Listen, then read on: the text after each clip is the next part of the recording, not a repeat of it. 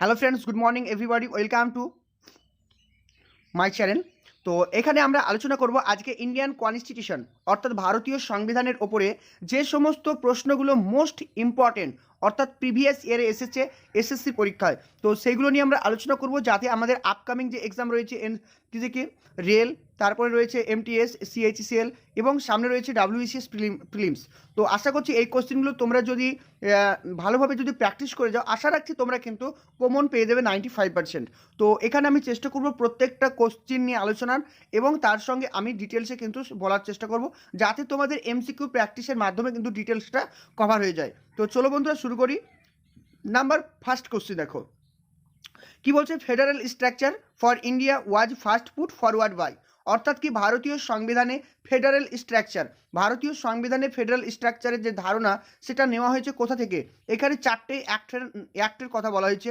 Act 1909, কি থেকে 1919, 1935 আর 1947।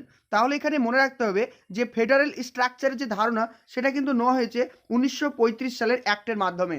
ওকে, খুবই ইম্পর্টেন্ট প্রশ্ন এটা, কিন্তু দেখতে পাচ্ছ এটা কিন্তু পরীক্ষা এসেছিল প্রিভিয়াস ইয়ারে, মানে সিজিএল এর পরীক্ষা এসেছিল। তোমরা প্রত্যেকটা কোশ্চেন দেখতে পাচ্ছ এখানে প্রিভিয়াস ইয়ার থেকেই প্র্যাকটিস করানো হচ্ছে। তো এই প্রশ্নগুলো পরীক্ষার জন্য কিন্তু খুবই ইম্পর্টেন্ট, একটু আমরা দেখে নিব। তাহলে আরেকবার আমরা রিভিশন নিয়ে নিই যে ফেডারেল স্ট্রাকচারের ধারণা নেওয়া হয়েছে কোথা থেকে? অবশ্যই ফেডারেল স্ট্রাকচারের ধারণা নেওয়া হয়েছে অ্যাক্ট 1935। নেক্সট কোশ্চেন, নেক্সট 2 নম্বর কোশ্চেন আমরা দেখব, খুব ইম্পর্টেন্ট প্রশ্ন এটা দেখো। Which of the following exercise the most profound influence in farming the Indian constitution, অর্থাৎ ভারতের যখন সংবিধান তৈরি করা হলো, অর্থাৎ ভারতের সংবিধান যখন তৈরি করা হলো তখন কোন জিনিসটা, অর্থাৎ এখানে যে চারটি অপশন দেওয়া হয়েছে সব থেকে বেশি কোনটা প্রভাব বিস্তার করেছে, অর্থাৎ ভারতীয় সংবিধানের প্রভাব সব থেকে কার বেশি? অপশন বলছে British constitution, option 2 US constitution, option 3 Irish constitution, আর option 4 the government of India act 1935। তাহলে এখানে আমাদের সঠিক আনসার কি হবে? অপশন 4। অপশন 4 হবে এখানে সঠিক আনসার। যে ভারতের সংবিধানে সব থেকে প্রভাব ফেলেছে কে? যে 1935 সালে গভর্নমেন্ট অ্যাক্ট। তাহলে প্রত্যেকটা অপশন সম্পর্কে আমরা একটু অ্যানালাইজ করে নেব, আর এই প্রত্যেকটা অপশন থেকে আমাদের কি ধরনের পরীক্ষায় প্রশ্ন আসতে পারে সেগুলো নিয়ে একটু আমরা ডিটেলসে জেনে নিব। দেখো এখানে আমি কিন্তু ডিটেলসে হাইলাইট করে রেখেছি যেগুলো কিন্তু আমাদের জন্য মনে রাখতে হবে, এগুলো থেকে কিন্তু পরীক্ষায় প্রশ্ন আসবে। দেখো এখানে বলা হয়েছে, আমরা যে পড়লাম যে গভর্নমেন্ট অ্যাক্ট 1935, সেখানে কিন্তু সেখান থেকে আমরা কি কি আমাদের ভারতীয় সংবিধানে ইনক্লুড করেছি সেগুলো একটু দেখে নিই। দেখো গভর্নমেন্ট অ্যাক্ট 1935 থেকে আমরা ইনক্লুড করেছি কি কি? Federal scheme. এক নম্বর হচ্ছে কি কি স্কিমগুলোকে আমরা এন্টার করেছি আমাদের সংবিধানে, সেগুলো একটু ভালো করে মনে রাখতে হবে। যে প্রথম মনে রাখবে ফেডারেল স্কিম, পরীক্ষায় প্রশ্ন তোমরা দেখলেই প্রথম প্রশ্ন ছিল যে ফেডারেল স্কিম নেওয়া হয়েছে কোথা থেকে? আনসার হবে কি 1935। তারপর তোমাদেরকে মনে রাখতে হবে সেটা হচ্ছে তোমাদেরকে তারপরে যেটা মনে রাখতে হবে এমার্জেন্সি পাওয়ার, অর্থাৎ ভারতের সংবিধানে যে 3 ধরনের ইমার্জেন্সি পাওয়ার রয়েছে, অর্থাৎ কি স্টেট এমার্জেন্সি, ন্যাশনাল ইমার্জেন্সি আর ফিনান্সিয়াল এমার্জেন্সি। এই যে এমার্জেন্সি পাওয়ার সেটা নেওয়া হয়েছে কোথা থেকে? সেটাও মনে রাখতে হবে 1935 সালের এই অ্যাক্ট থেকে নেওয়া হয়েছে ইমার্জেন্সি পাওয়ার। 1935 সালের অ্যাক্ট থেকে কিন্তু ইমার্জেন্সি পাওয়ারকে নেওয়া হয়েছে। তারপর যেটা মনে রাখতে হবে অফিস অফ গভর্নর, তো গভর্নরের যে অফিস অর্থাৎ গভর্নর সম্পর্কে পুরো ধারণা সেটা নেওয়া হয়েছে এই 1935 সালের অ্যাক্টের মাধ্যমে। এগুলো কিন্তু মনে রাখতে হবে। তাহলে বন্ধুরা এইভাবে ডিসকাসের মাধ্যমে আমরা কিন্তু অন্যান্য পুরো টপিকগুলোকে কভার করতে পারছি। এগুলো কিন্তু পরীক্ষার জন্য খুবই ইম্পর্টেন্ট। তারপর যেটা আমাদেরকে মনে রাখতে হবে যে ব্রিটিশ সংবিধান থেকে আমরা কী কী নিয়েছি, যেগুলো সাধারণত পরীক্ষা আসে ব্রিটিশের সংবিধান থেকে আমরা কী কী নিয়েছি। আমাদেরকে দেখে রাখতে হবে যে রুল অফ ল কোথা থেকে নেওয়া হয়েছে। পরীক্ষায় খুব প্রশ্ন আসে যে রুল অফ ল কোন দেশের সংবিধান থেকে নেওয়া হয়েছে, তখন আমাদের আনসার হবে কি ব্রিটিশ, মানে অর্থাৎ কি ইংরেজদের যে ছিল সংবিধান ছিল, অর্থাৎ ব্রিটিশ যে সংবিধান সেখান থেকে কিন্তু নেওয়া হয়েছে। ল মেকিং প্রসিডিওর, অর্থাৎ কি কোনো একটা আইন তৈরি করার ক্ষেত্রে যে প্রসিডিওর রয়েছে সেটা নেওয়া হয়েছে এই ব্রিটিশ কনস্টিটিউশন থেকে। এছাড়া মনে রাখতে ভারতের যে সিটিজেনশিপ, ভারতের সিটিজেনশিপকেও কি বলা হয়? সিঙ্গেল সিটিজেনশিপ মানে কি? আমরা যে ভারতের নাগরিক সেখানে আমাদের শুধুমাত্র সিটিজেনশিপ কি, যে আমরা হচ্ছি ভারতের নাগরিক। এর জন্য আমাদেরকে ওয়েস্ট বেঙ্গলের সিটিজেনশিপ বা পুরো ইন্ডিয়ার সিটিজেনশিপ গ্রহণ করতে হয় না। কিন্তু তুমি যদি আমেরিকাতে চলে যাও সেখানে কিন্তু ডুয়েল সিটিজেনশিপ অ্যাপ্লাই রয়েছে। ঠিক ব্রিটিশে কিন্তু সিঙ্গেল সিটিজেনশিপ রয়েছে, আমাদের ইন্ডিয়াতেও কিন্তু সিঙ্গেল সিটিজেনশিপ রয়েছে। তো পরীক্ষায় প্রশ্ন আসবে যে সিঙ্গেল সিটিজেনশিপ নেওয়া হয়েছে কোন দেশের সংবিধান থেকে, তখন আমাদের আনসার হবে কি ব্রিটিশ সংবিধান। তারপরে এছাড়াও আমাদেরকে মনে রাখতে হবে পার্লামেন্টারি গভর্নমেন্ট। তো এখানেও আরেকটা জিনিস মনে রাখতে হবে, আমাদের যে গভর্নমেন্ট সিস্টেম রয়েছে আমাদের দেশে, অর্থাৎ আমাদের কনস্টিটিউশনে যে গভর্নমেন্ট সিস্টেম রয়েছে সেটা কিন্তু পার্লামেন্টারি গভর্নমেন্ট। ওকে, পার্লামেন্টারি গভর্নমেন্ট। তো এখানে দেখো পার্লামেন্টারি গভর্নমেন্ট মানে কি, পার্লামেন্টের ওপরে কিন্তু নির্ভর করতে হয় গভর্নমেন্টকে। কিন্তু এখানে যদি আমরা আমেরিকাতে চলে যাই সেখানে কিন্তু প্রেসিডেন্টিয়াল গভর্নমেন্ট চলে। আমেরিকাতে কিন্তু প্রেসিডেন্টিয়াল গভর্নমেন্ট, অর্থাৎ প্রেসিডেন্টের আলাদা ক্ষমতা, পার্লামেন্টের আলাদা ক্ষমতা। এখানে কিন্তু তাদের ক্ষমতা কিন্তু সেপারেট, আলাদা, কেউ কারো প্রতি ডিপেন্ডেবল নয়। কিন্তু আমাদের এখানে কিন্তু প্রেসিডেন্ট কিন্তু নিজের ইচ্ছা মতো কোনো কাজ কিন্তু করতে পারবে না, তাকে কিন্তু পার্লামেন্টের উপরে নির্ভর করতে হয়। তাই একে বলা হয় কি, পার্লামেন্টারি গভর্নমেন্ট বলা হয়। এই তিনটে জিনিস কিন্তু তোমাদেরকে এই ব্রিটিশ মানে যে কনস্টিটিউশন রয়েছে সেখান থেকে মনে রাখতে হবে, পরীক্ষায় প্রশ্ন আসে।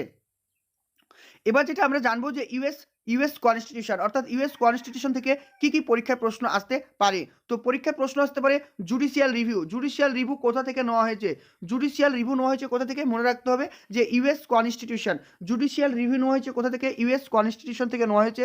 ফান্ডামেন্টাল রাইট, অর্থাৎ ভারতের সংবিধানে ফান্ডামেন্টাল রাইট নেওয়া হয়েছে কোথা থেকে, অবশ্যই সেটাও মনে রাখতে হবে ইউএস কনস্টিটিউশন থেকে। এছাড়াও আরেকটা জিনিস মনে রাখতে হবে যে হাইকোর্ট বা সুপ্রিম কোর্টের যে প্রধান বিচারপতি রয়েছে তাদেরকে যে রিমুভ করার যে প্রসেস সেটা নেওয়া হয়েছে ইউএস কনস্টিটিউশন থেকে। তাহলে এগুলো কিন্তু তোমাদেরকে অবশ্যই মনে রাখতে হবে। তারপরে যেটা আমাদের আরও ইম্পর্টেন্ট, বারবার পরীক্ষা এসেছে ডাব্লিউবিসিএস প্রিলিমসে, সেটা হচ্ছে কি যে directive principal of state policy. এই ধারণাটা নেওয়া হয়েছে কোন দেশের সংবিধান থেকে, এই ধারণা নেওয়া হয়েছে আইরিশের সংবিধান থেকে। এটাও কিন্তু মনে রাখতে হবে যে directive principal of state policy নেওয়া হয়েছে কোথা থেকে, directive principal of state policy নেওয়া হয়েছে আইরিশের সংবিধান থেকে। এছাড়াও মনে রাখতে হবে যে প্রেসিডেন্টের ইলেকশন, অর্থাৎ প্রেসিডেন্টের যে ইলেকশন, অর্থাৎ প্রেসিডেন্টকে কীভাবে ইলেক্টেড করা হয়, এগুলো কিন্তু পরপর আমরা কিন্তু কোশ্চেনের যখন পাবো পুরো ডিটেলসে কিন্তু অ্যানালাইজ করে দেবো। তো এর জন্য তোমাদেরকে এক্সট্রা কোনো ডিটেলসে বই পড়ার প্রয়োজন নেই, তোমরা অবশ্যই এইগুলো ফলো করলেই কিন্তু তোমরা আনসার করতে পারবে। তারপর দেখো মেম্বার অফ রাজ্যসভা কোথা থেকে নেওয়া হয়েছে, অর্থাৎ কি রাজ্যসভার মেম্বারদের সম্পর্কে যে তথ্য সেটা নেওয়া হয়েছে অবশ্যই আইরিশ কনস্টিটিউশন থেকে। তো তোমরা আশা রাখছি তোমরা একটা ভালো করে খাতা তৈরি করবে এবং এগুলোকে সুন্দর করে নোট ডাউন করে রাখবে, যার ফলে দেখবে তোমাদের অনেকটা হেল্প হচ্ছে। তো বন্ধুরা এইগুলো এই ছিল আমাদের কোশ্চেন 2 এর অ্যানালাইজেশন। তারপর নেক্সট কোশ্চেন দেখবো, কোশ্চেন নাম্বার 3 দেখো, বলছে how does constitution of India describe India as, অর্থাৎ ভারতীয় সংবিধানে ইন্ডিয়াকে কি হিসাবে বর্ণনা করা হয়েছে। খুবই ইম্পর্টেন্ট প্রশ্ন এটা, যে ভারতীয় সংবিধানে ভারতকে কি হিসাবে বর্ণনা করা হয়েছে।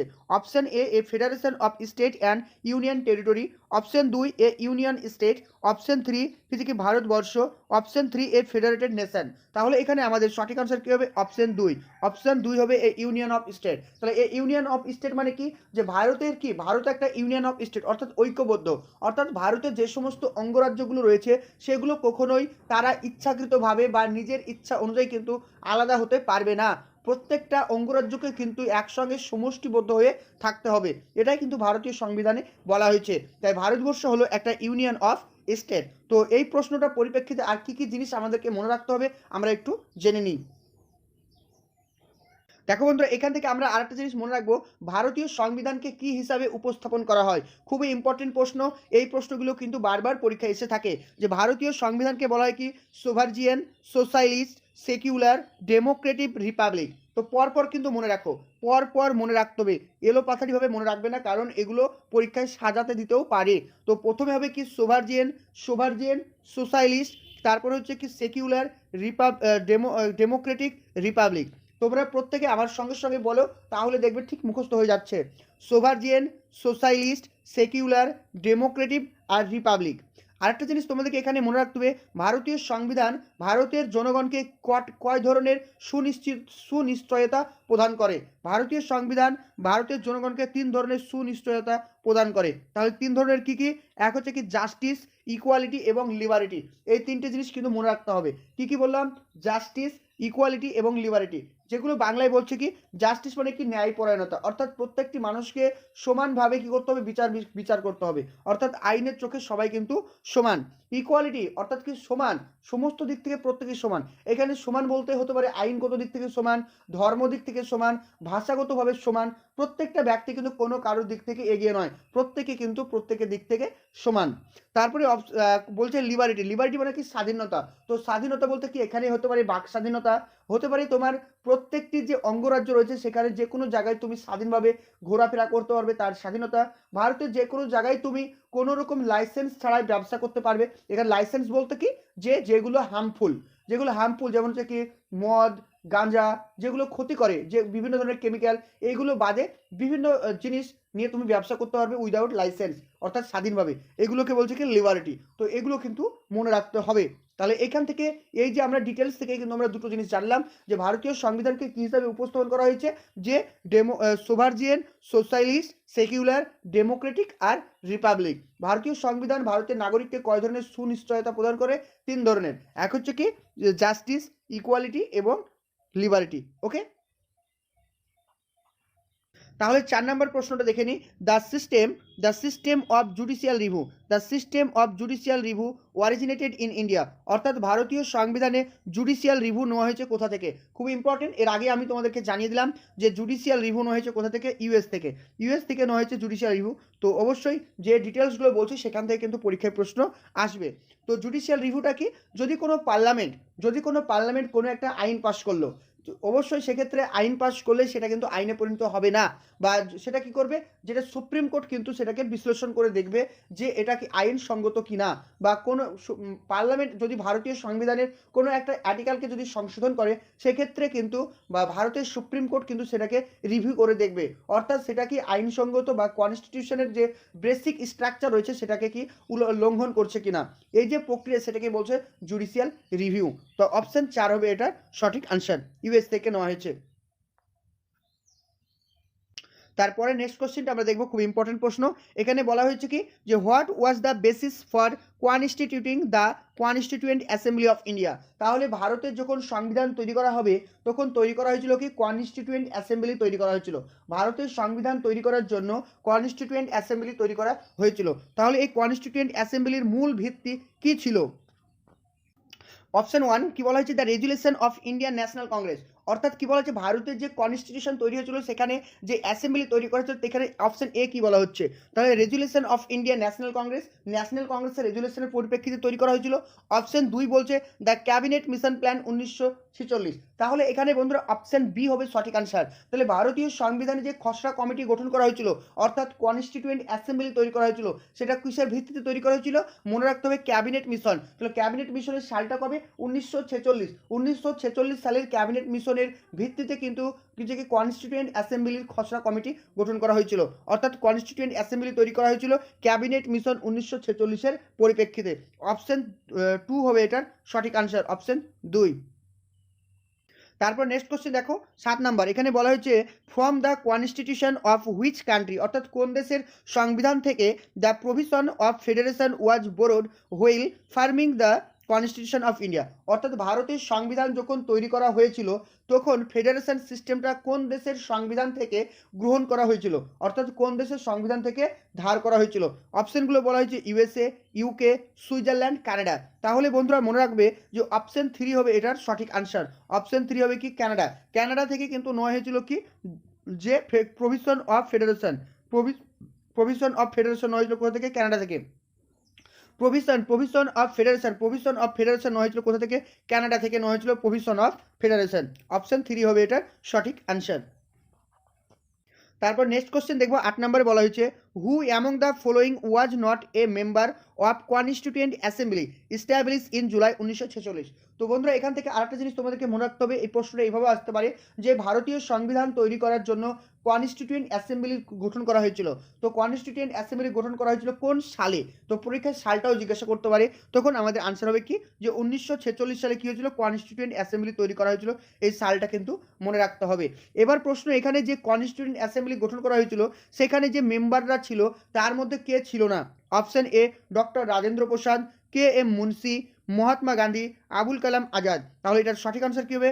অপশন 3 মহাত্মা গান্ধী। তাহলে মহাত্মা গান্ধী কিন্তু কনস্টিটিউয়েন্ট অ্যাসেম্বলির কিন্তু মেম্বার ছিল না, আর বাকি যারা ছিল doctor Rajendra Prasad, K M Munshi, Abul Kalam Azad, তারপর হচ্ছে কি সরোজিনী নাইডু, প্রত্যেকে কিন্তু ছিল। ঠিক আছে। তারপর এখানে আরেকটা মনে রাখতে হবে, জওহরলাল নেহরু, এরা কিন্তু প্রত্যেকে কিন্তু কনস্টিটিউয়েন্ট অ্যাসেম্বলির সদস্যপদ ছিল। ওকে, তো এখান থেকে আমরা জেনে নিব পুরো ডিটেলসে যে কনস্টিটিউয়েন্ট অ্যাসেম্বলিতে যে সমস্ত ইম্পর্টেন্ট মেম্বাররা ছিল তাদের নামগুলো একটু। এখানে দেখো বলছে জওহরলাল নেহরু, মৌলানা আবুল কালাম আজাদ, সর্দার বল্লভভাই প্যাটেল, আচার্য জে.বি. কৃপালিনী, ডক্টর রাজেন্দ্র প্রসাদ, শ্রীমতী সৃজনী নাইডু, শ্রী হরিকৃষ্ণ মাহাতা, পণ্ডিত গোবিন্দ বল্লভ পান্থ, ডক্টর বি.আর. আম্বেদকর এবং এম আসফ আলী, তো এবং রাজা গোপালাচারী। তো এখান থেকে তোমরা ইম্পর্টেন্ট নামগুলো শুধু মনে রাখো। কোন কোন নামগুলো বেশি করে মনে রাখবে আমি আরেকবার বলে দিই, সেগুলো মনে রাখবে। জওহরলাল নেহরু কনস্টিটিউয়েন্ট অ্যাসেম্বলির অবশ্যই তিনি সদস্য ছিলেন, জওহরলাল নেহরু। মৌলানা আবুল কালাম আজাদ, সর্দার বল্লভভাই প্যাটেল, তারপর আচার্য জে.বি. কৃপালিনী, সরোজিনী নাইডু, রাজা গোপালাচারী, বি.আর. আম্বেদকর। এই নামগুলো তোমাদেরকে বিশেষ করে মনে রাখতে হবে। যদি এইগুলো জাস্ট মনে রাখতে পারো এবং তাহলেই দেখবে পরীক্ষায় তোমরা কিন্তু কমন পেয়ে গেছো। আর এই প্রশ্নটা কিন্তু ডাব্লিউবিসিএস প্রিলিমসে অনেকবার এসেছে এবং অন্যান্য পরীক্ষাও আসে। তারপর 9 নম্বর কোশ্চেনটা দেখবো, খুব ইম্পর্টেন্ট প্রশ্ন এটা। এখানে বলা হয়েছে who was the chairman of the drafting committee of the constitution, অর্থাৎ ভারতীয় সংবিধানের যে ড্রাফটিং কমিটি গঠন করা হয়েছিল, তাহলে ড্রাফটিং কমিটি কবে গঠন করা হয়েছিল এই প্রশ্নটাও পরীক্ষা আসতে পারে। তো মনে রাখতে হবে কবে, 29শে আগস্ট 1947। কি বললাম যে ভারতীয় সংবিধানের ড্রাফটিং কমিটি কবে গঠন করা হয়েছিল, 29শে আগস্ট 1947। এই সালগুলো কিন্তু বারবার তোমাদেরকে মুখস্থ রাখতে হবে। তাহলে ড্রাফটিং কমিটির চেয়ারম্যান কে ছিল, খুব ইম্পর্টেন্ট। ড্রাফটিং কমিটির চেয়ারম্যান ছিল J B. Kripalani, Rajendra Prasad, J L. Nehru and B R. Ambedkar. তাহলে এখানে সঠিক আনসার কি হবে, অপশন 4। ড্রাফটিং কমিটির চেয়ারম্যান ছিল অপশন 4 বি.আর. আম্বেদকর। অর্থাৎ ভারতীয় সংবিধানের খসড়া কমিটির চেয়ারম্যান কে ছিল, যেটা বাংলা হচ্ছে ভারতীয় সংবিধানের খসড়া কমিটির চেয়ারম্যান ছিল কে, যে বি.আর. আম্বেদকর। ড্রাফটিং কমিটির চেয়ারম্যান ছিল কে, বি.আর. আম্বেদকর। তো এখান থেকে আর কি কি জিনিস মনে রাখতে হবে আমরা একটু জেনে নিই। তো দেখো বন্ধুরা, এখানে বলা হচ্ছে 9 নম্বর যেহেতু আলোচনা করলাম, এখানে কি বলছে যে 29শে আগস্ট 1947 সালে ডক্টর বি.আর. আম্বেদকর এই ড্রাফটিং কমিটির কিন্তু চেয়ারম্যান ছিলেন। এই ড্রাফটিং কমিটির টোটাল সদস্য সংখ্যা ছিল কয়জন, ড্রাফটিং কমিটির সদস্য সংখ্যা ছিল 6 জন, আর চেয়ারম্যানকে নিয়ে টোটালি 7 জন। ঠিক আছে, তাহলে ড্রাফটিং কমিটির টোটাল মেম্বার ছিল কতজন, ড্রাফটিং কমিটির টোটাল মেম্বার ছিল টোটালি 7 জন, আর কিছু 6 জন ছিল মেম্বার আর একজন ছিল কি চেয়ারম্যান। তো এখানে যে 6 জন মেম্বার ছিল তাদের নামগুলো কিন্তু তোমাদেরকে বন্ধুরা খুব ভালো করে মনে রাখতেই হবে, কিচ্ছু করার নেই, মুখস্থ করতেই হবে, কারণ এগুলো থেকে কিন্তু পরীক্ষায় প্রশ্ন আসে। মনে রাখবে কি, K M Munshi, number 1 K M Munshi, Alladi Krishnamachari, কি N Gopalaswami Iyer, B L. Mitra, M D. Saadulla, D P. Khaitan. তারপরে এখানে মনে রাখতে হবে, তাহলে 6 জন হয়ে গেল। নামগুলো আরেকবার আমি বলছি, তোমরা একটু মিলিয়ে নাও। কে M Munshi, Alladi Krishnamachari, N Gopalaswami, BL. Mitra, M D. সাহাদুল্লাহ আর ডি.পি. খৈতান। এই 6টি নাম কিন্তু তোমাদেরকে বারবার লিখে মুখস্থ করতে হবে। এখান থেকে আরেকটা জিনিস তোমরা মনে রাখবে, ভারতীয় সংবিধানের অ্যাডভাইজার কে ছিল, অর্থাৎ ইন্ডিয়ান কনস্টিটিউশন অ্যাডভাইজার কাকে বলা হয়, অ্যাডভাইজার কে ছিল, এটা ছিল কে বি.এন. রাও। কাকে বলা হয়, বি.এন. রাও ছিল ভারতীয় সংবিধানের খসড়া কমিটির যে অ্যাডভাইজার, তিনি ছিলেন কে, যে বি.এন. রাও। ভারতীয় সংবিধানের মানে অ্যাডভাইজার কে ছিল, বি.এন. রাও। তাহলে বি.এন. রাও কে ছিলেন, বি.এন. রাও ছিলেন ইন্টারন্যাশনাল কোর্টের ভারতীয় প্রথম জাস্টিস, অর্থাৎ জাজ ছিলেন। তাহলে বি.এন. রাও কে ছিলেন, আন্তর্জাতিক কোর্টের প্রথম ভারতীয় জাজ ছিলেন কে, এই বি.এন. রাও। তো আজকের আমাদের লাস্ট কোশ্চেন 10 নম্বর কোশ্চেন দেখো, বলেছে India is a Republic because, ভারতীয় সংবিধানকে রিপাবলিক বলা হয় কেন, অর্থাৎ ভারতকে কেন রিপাবলিক বলা হয়। Option A, it is a democratic country, এটা একটা গণতান্ত্রিক কান্ট্রি বলে, কখনোই না।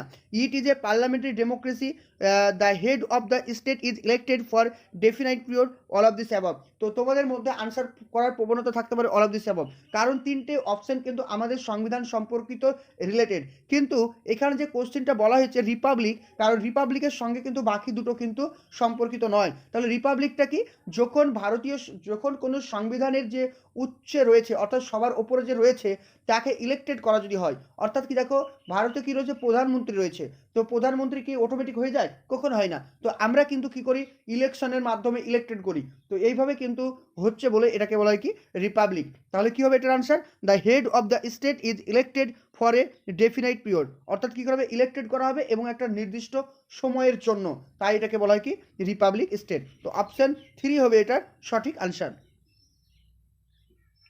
তো এটা সঠিক আনসার। তো বন্ধুরা এই ছিল আজকের আমাদের 10টা প্রশ্ন এমসিকিউ, তার সঙ্গে আমরা ডিটেলসে অ্যানালাইজ করলাম।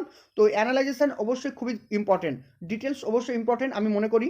যদি তোমাদের কনসেপ্টটা ক্লিয়ার থাকে তাহলে দেখবে এই ডিটেলস থেকে কিন্তু তোমরা অনেক প্রশ্নের কিন্তু আনসার তোমরা করতে পারছো।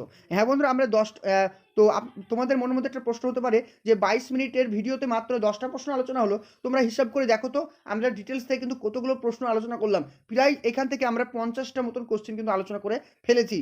তো যদি দেখতে যাও তো তোমরা কিন্তু দেখবে ডিটেলসগুলো যদি বারবার দেখো তাহলে কিন্তু দেখবে এই সম্পর্কিত কোশ্চেন কিন্তু আমরা পরবর্তী টাইমে আমরা প্র্যাকটিস করব। তো বন্ধুরা ওকে, আবার দেখা হবে নতুন ভিডিও নিয়ে। ভালো থেকো, পড়াশোনা করো, এগিয়ে চলো। Thank you for watching.